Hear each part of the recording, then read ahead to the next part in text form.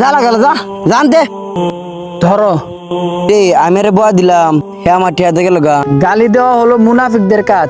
মিথ্যা কথা বলা, ওয়াদা ভঙ্গ করা, এইসব কাজ থেকে বিরত থাকা। হ হুজুর আমি মনে বুঝতে পারছি।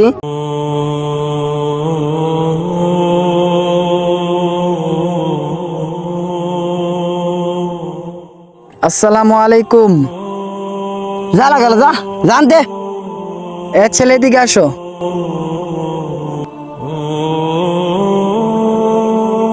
ধরো। কিরে আমি রে বয়া দিলাম হে আমার টিয়াতে গেল গা। যাই হোক আমার ভালো হয়েছে।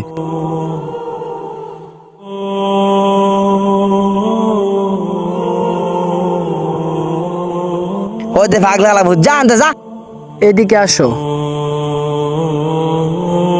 ধরো। কিরে আমি ফুজের সবসময় বয়া দিই ফুজের আমার টিয়াতে গেল গা।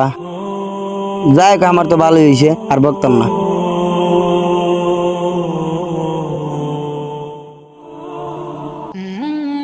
আসসালামু আলাইকুম। ওয়ালাইকুম আসসালাম।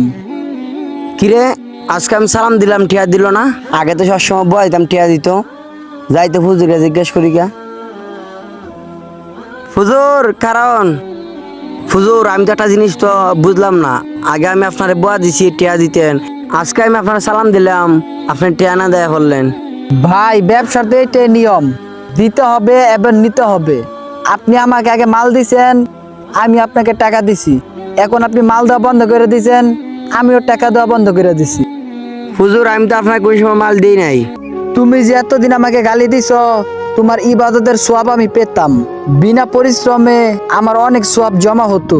এখন তুমি গালি দেওয়া বন্ধ করে দিয়েছো, তাই ফলে আমি কোনো সোয়াব আর পাচ্ছি না। তাই তোমাকে টাকা দেওয়া বন্ধ করে দিয়েছি। গালি দেওয়া হলো মুনাফিকদের কাজ, আর মুনাফিকরা জাহান্নামের সর্বনিম্ন স্থানে থাকবে। তাছাড়া মুনাফিকদের আরো 3 ধরনের কাজ আছে: মিথ্যা কথা বলা, ওয়াদা ভঙ্গ করা, আমানতের খেয়ানত করা। তাই আমাদের সকলের উচিত এইসব কাজ থেকে বিরত থাকা। হ ফুজুর আমি মনে বুঝতে পারছি। এখন থেকে আপনাকে আমি আর বয়া দেবো না, এখন থেকে আমি ভালো হয়ে যাব। আচ্ছা চলো।